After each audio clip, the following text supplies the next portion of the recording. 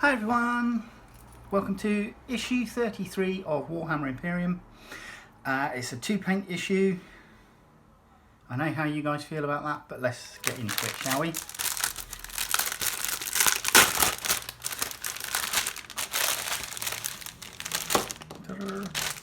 So the paints we have are Reichland Flesh Shade and Canoptek Armour Shade Gloss.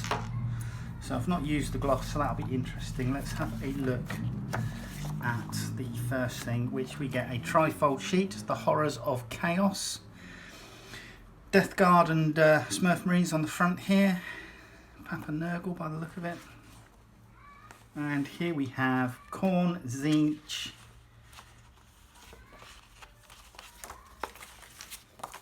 and Nurgle and Slaanesh. So there you go. Right, so obviously information about the 4 Chaos Gods.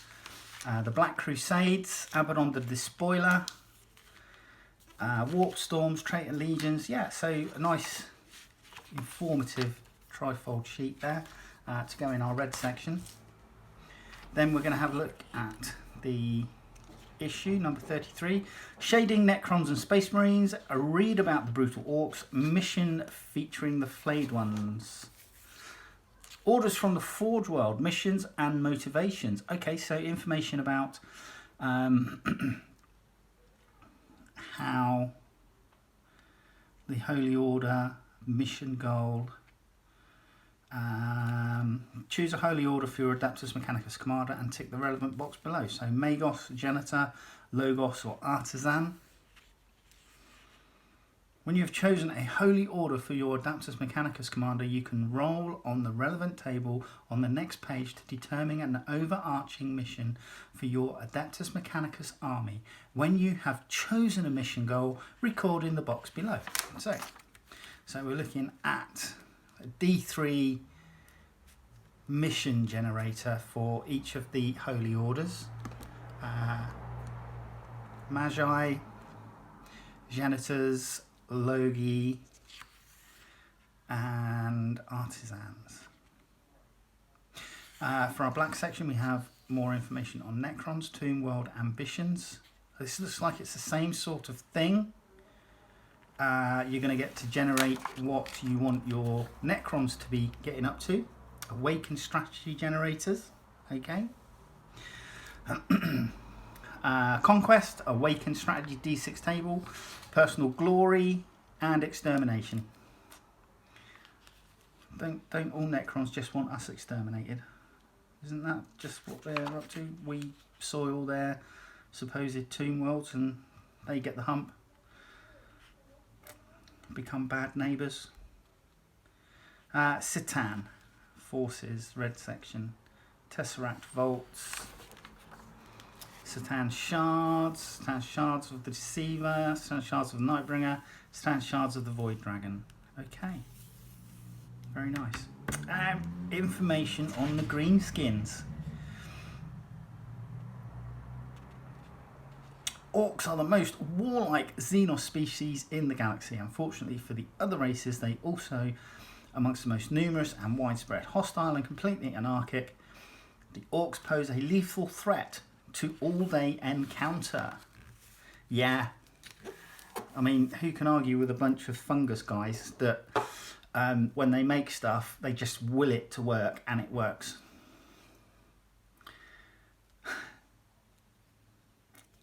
Okay, here we go. Shading Necron and Ultramarine details. So getting the Null Oil out. We are using the Canoptek Armour Shade Gloss. Again, I've not used that before. I'm a bit loath to use gloss. I haven't used gloss. I've just used Agrax Earthshade to colour my bronze sections or brass sections on my Necrons. We're using Reichland Flesh Shade on the skin for the flayed ones and over the cloak links for the Raw Warden and Technomancer. Flesh Shade for faces. Yeah, okay. So we've got a final gallery of what they look like so far. And then we are going with colouring the gold sections with Reichland Flesh Shade on the Ultramarines. And final gallery. Hey, excellent. We've now got data sheets for the Technomancer and flayed ones. Even better, we like that.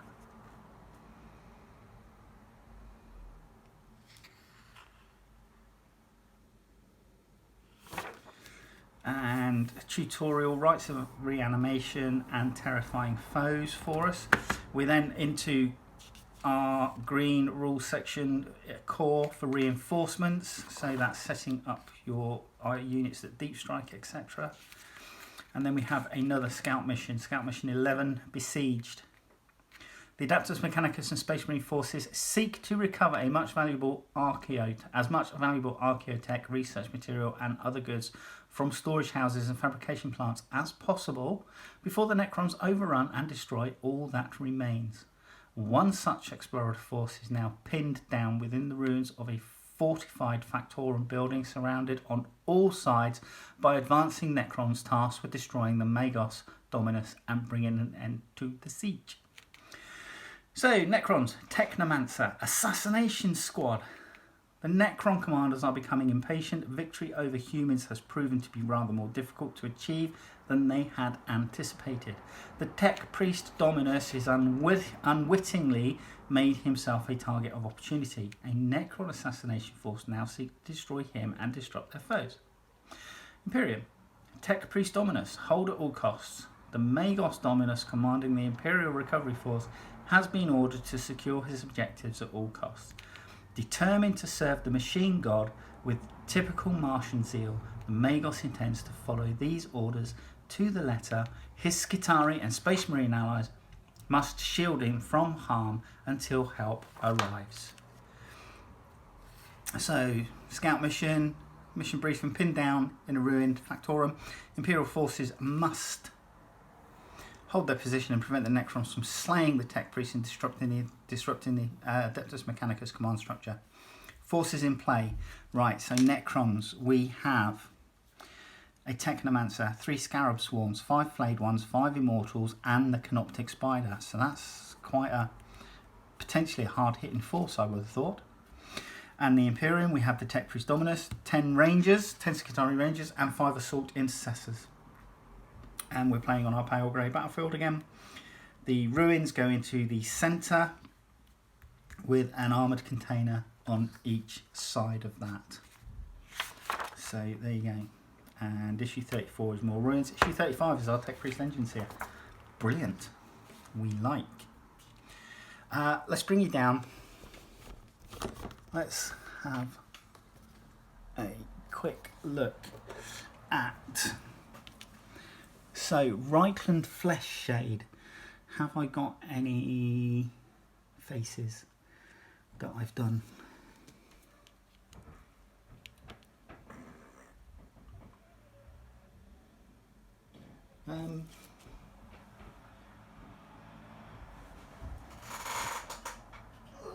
Okay, so Reichland Flesh Shade I just use to, once I've done a base coat normally of Bugman's Glow, I will give it a Reichland Flesh Shade wash, let that dry, and then just go over with successive highlights in certain areas for faces. So that's what I use Reichland Flesh Shade for, pretty much exclusively just for flesh. This one I've not used. As I say, I normally use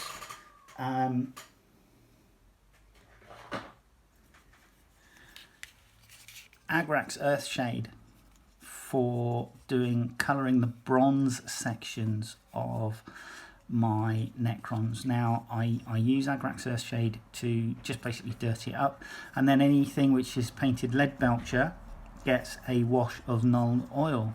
So yeah, so as you can see, Nuln Oil here on the legs, which were Lead Belcher, and then Agrax Earthshade on other parts of the miniature, which were painted with the Rune Lord Brass. And that's basically what I do, and then just give it a highlight, and then highlight. So that's basically it really for those two paints. They're good to have.